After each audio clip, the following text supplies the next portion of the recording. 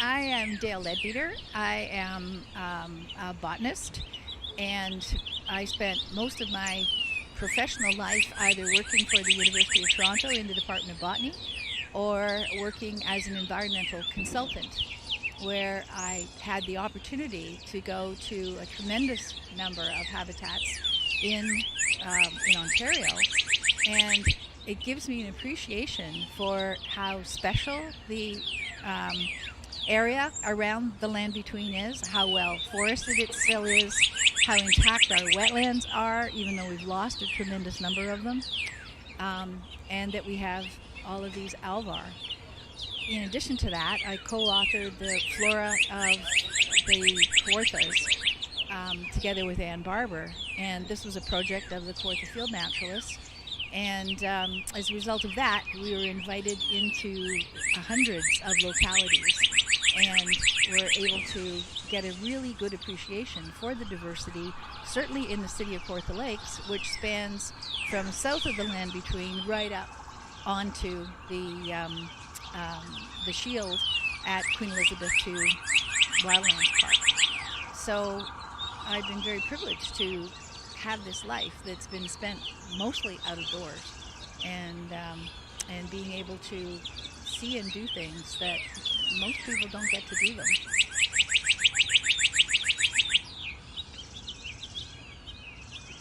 One of the star ones, the real celebrity ones, I think is the alvar, and that's centered in Carden Township, which is just to the east of Aurelia.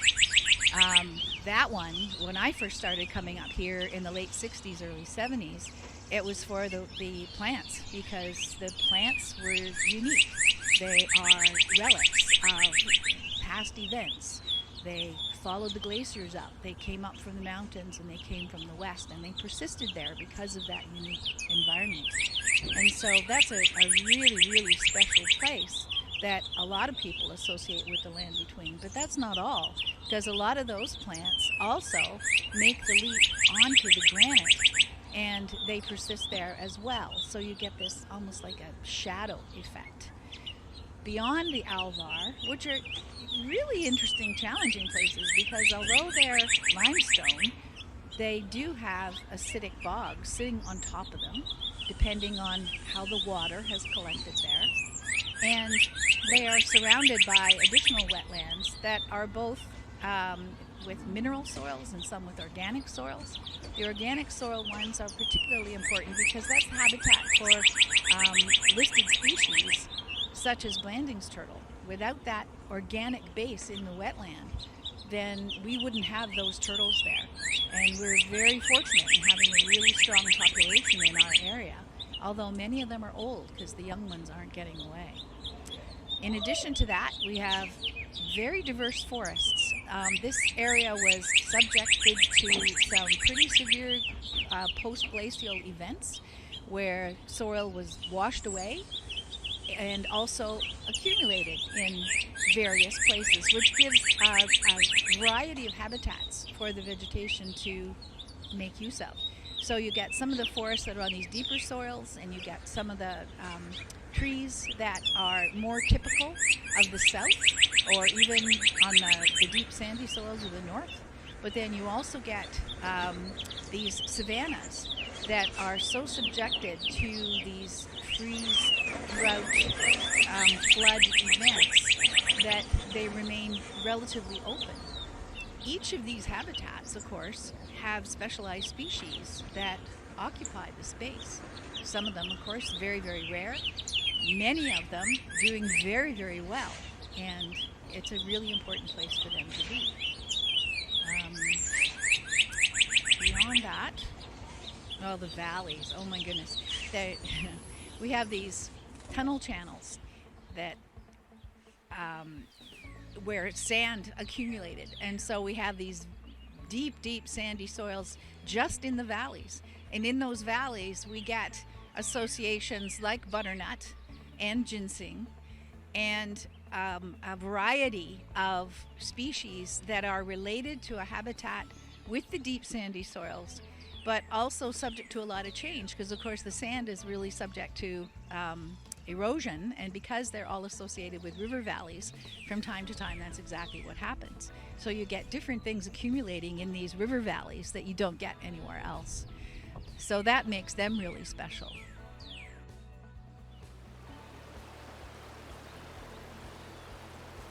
One of the big challenges that we face is that both wildlife and people really like shorelines. And this is really, really challenging because some of our rarest species, both plants and animals, are highly associated with those shorelines. And if you exclude them from those shorelines, then they're gone. A lot of people think that, well, they can move to other places, that there's lots of room. But in fact, there's not. It's pretty much saturated. And if you try to move wildlife from one place to another thinking that you're rescuing it, all you're doing it is taking it from somebody's living room and dropping it off into somebody else's living room. And you wouldn't like it if somebody decided to do that to you. And in the case of, say, beavers, when that happens, most often the beavers are plunked down into someone else's territory, and it ends up in the death of the beaver because they are attacked, they are excluded. So there is no place for them to go. And if we're not sensitive to that, then we are guilty of excluding through our own apathy, just not understanding what it is we're doing. There's a lot of movement right now to try and get folks to recognize how important shorelines are to wildlife and how to reconnect them so that you limit the space that you use on your shoreline to 5 meters and that the rest of it you naturalize. And not only is this good for wildlife, it's also good to control nutrients going into our waterways. Our waterways right now are being affected by the warmer temperatures, and we're having more and more trouble with blue-green algae, which can also be a health effect and also affect the value of our properties. So it's all connected, and we need to do a better job of convincing people that it's in their own best interest to take care of those shorelines, to naturalize them to a greater extent than we ever have before. And in turn, that's going to assist the wildlife around us.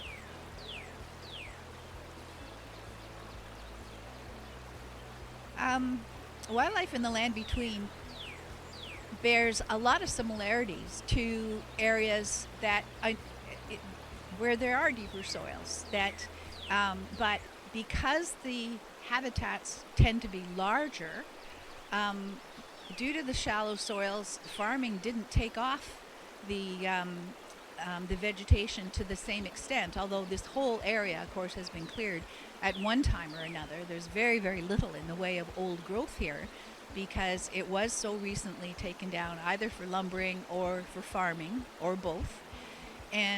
But a lot of it is in recovery because with the shallow soils, they couldn't be tilled, and that makes it really special in the land between, because if the farmers were unable to till the soil, then the seed bank is intact and the structure of the soil is intact. And that's a really important thing when it comes to ecological restoration. In areas where you're trying to restore habitat in the deep soils, if it's been plowed under, there's no seed bank, and the structure of the soil has changed substantially. So there's not as much air, there's not as much organic material, and you don't get the same restoration. You get unique ecosystems that are very, very different, and the animals don't necessarily recognize them the same way. But the kinds of things that are fairly common in the land between are white-tailed deer, starting with the large ones, but as the forests age, moose are also moving in, and there's lots of areas that have been left undisturbed for a long time where moose are much more common. And that's true at my house, where every so often I see one standing outside my dining room window, or driving up the road, a big bull moose will come out of the wetland. And so those are pretty special. We have quite a few bears, and they tend to be friendly bears. I had 4 of them on my porch, but I just opened the door and waved at them, and they all took off. So I'm cautious of bears, but not really worried about them. Raccoons, we have in common with the urban centers. And lots of smaller critters. There's an array of different kinds of mice and voles and shrews. You don't tend to see those unless you're up at night. Put on the cameras, then you get a chance to see them. Flying squirrels, red squirrels. We have gray squirrels that are moving in from the south, and they've actually penetrated quite far to the north. Gray and black is the same species. Black is just a dark morph of a gray. So we see them quite often, and of course they can be a challenge to live with. I don't like to call them pest species because after all they were here first, which I know you've heard before and you probably cringe, but you have to think of it in terms of how the habitat is shared. And so here we are trying to share that habitat with these critters that have an attitude.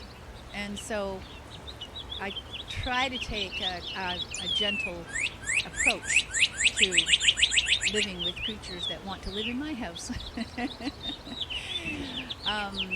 So they're quite common. We are blessed with many of the species of snakes in Ontario.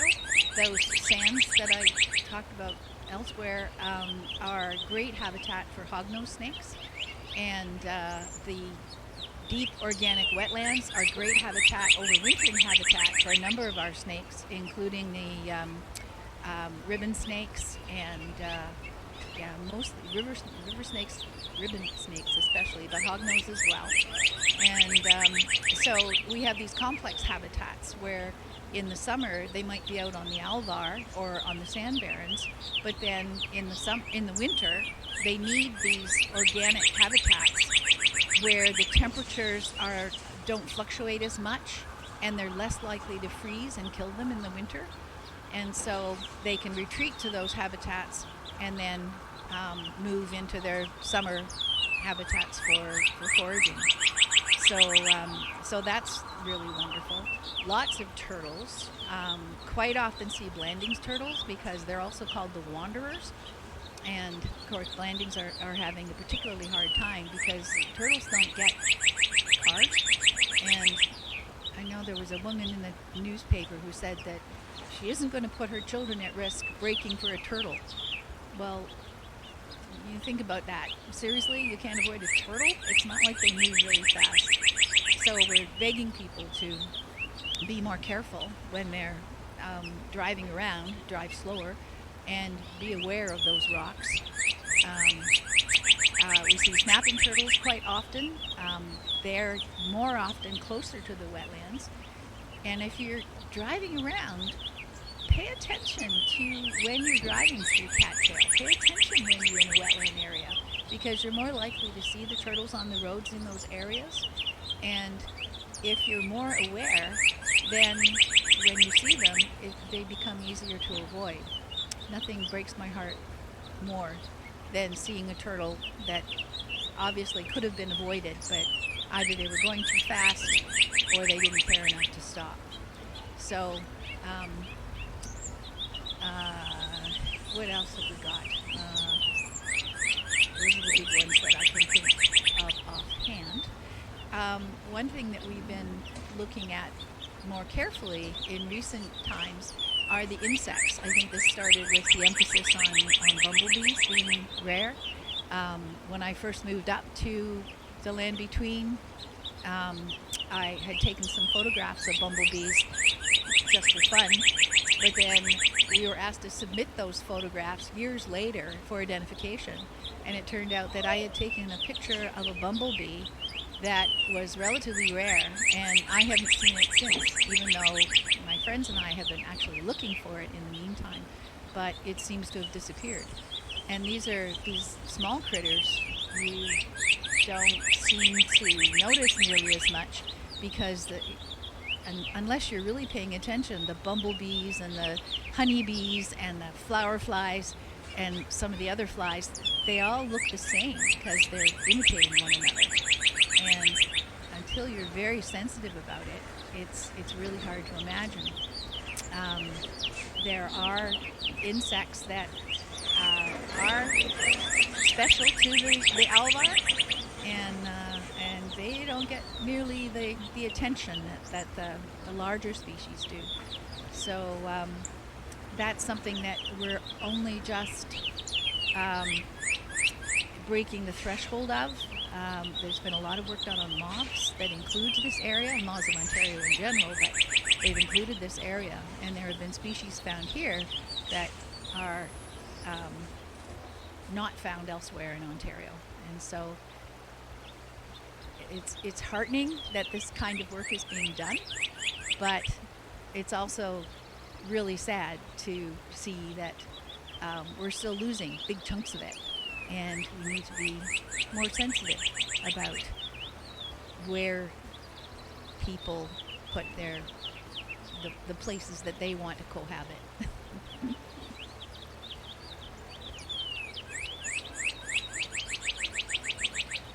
In terms of living successfully with wildlife, I think that there's several levels that you can do that on.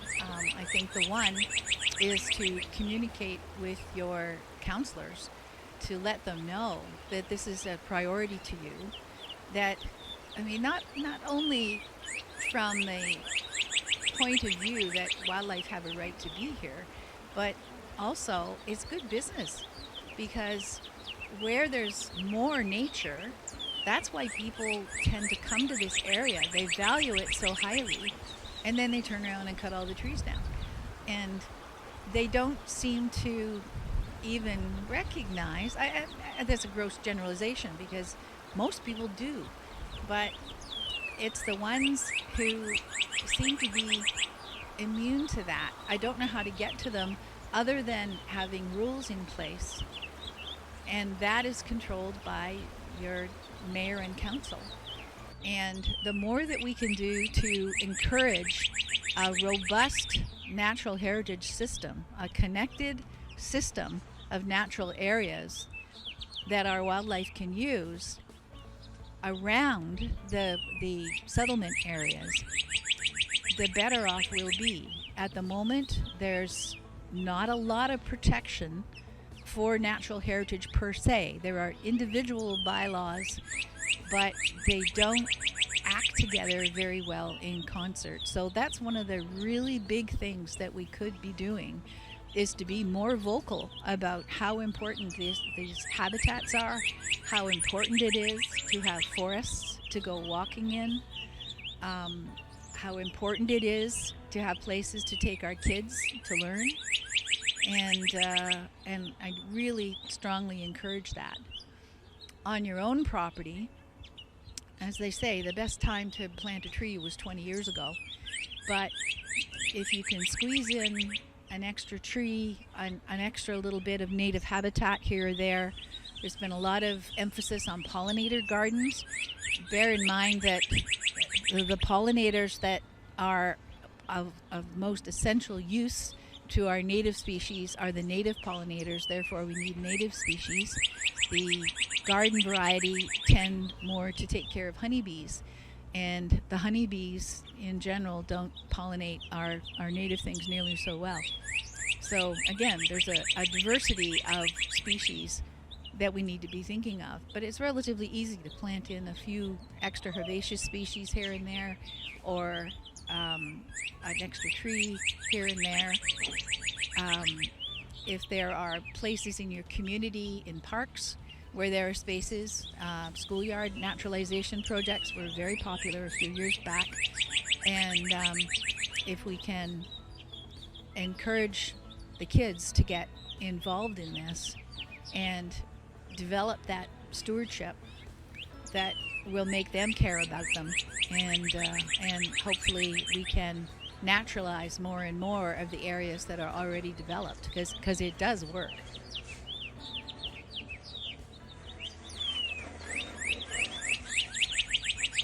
I'm a Toronto girl. However, most of my childhood memories are in southern Haliburton, which of course is part of the land between. And a lot of cottagers don't realize that they are in the land between. But as I got older and I spent a lot of time on the Carden Plain, helped to fundraise to preserve some part of the Carden Plain, I wanted to live here. So I've been here for almost 20 years now, and it's a really special place. Not only for the wildlife and the plants, but for the way that the ecosystems flow from one to another. And yeah, it's a very special place.